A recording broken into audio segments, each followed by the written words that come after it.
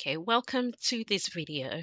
I'm doing a part 2 tutorial of how to sublimate onto a fridge magnet. The reason I'm doing this second part is because the first one that I did, the sound was not great, and the fridge magnet was also getting bubbles and it was curling up a little bit. So I had to try and figure out how to make it so that you don't get the bubbles and also it wasn't curling. And thank you to those of you that commented on how this could be achieved. So I went ahead and experimented with a different temperature, and I was able to get it perfect. Okay. So I'm going to show you the process that I used in doing that. So watch along. So to make your fridge magnets, you'd need a heat press. In this case, I am using the Cricut Easy Press. You would need your sublimation prints, which I've already printed with the mirror side reversed, and I have cut them to the size of the fridge magnets, which I ordered off Amazon. You can order off Amazon, Temu, whatever place you can find it. Just make sure you measure it when you cut it out. So the correct temperature that works is 375 Fahrenheit and 60 seconds.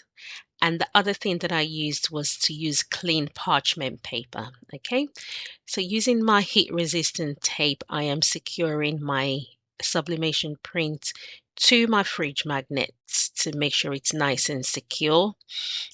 So I did make sure that I secured it properly this time.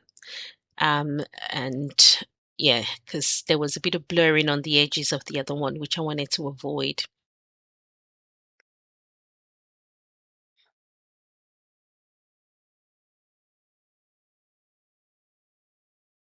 Okay, so once that's all secure, place your clean parchment paper on your mat and place your fridge magnet, and then place another clean parchment paper. And this is important. Apply firm pressure for 60 seconds so that all the edges are dead properly and there's no fading and there's no blurring on the edges. Okay. And then just leave it to one side to cool off before you peel it off. So make sure it's nice and cool and then peel it off. And then you can see there's no bubbles on the magnets and the quality of the print. It's just absolutely perfect. Okay, so it's quite simple really. The trick is to just get the right temperature, 375 Fahrenheit.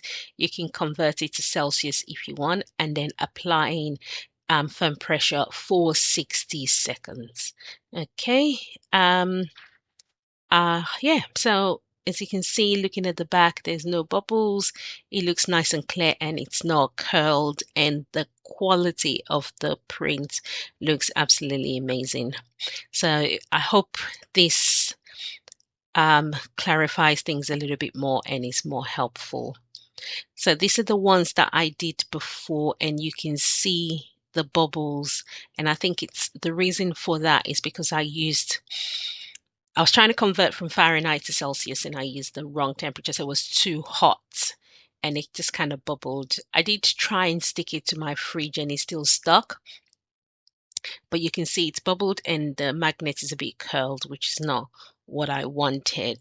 But it still works, the magnet is still good, which is great, but it's not perfect. So if you're selling it, obviously you wouldn't want to sell something like that. So make sure you get the temperature correct. And I would probably suggest practicing with some others just to make sure you get your temperature right. Okay, the other thing is the blurring on the edges. Like you can see the image quality where it hasn't really stuck on properly, and the reason for that is that I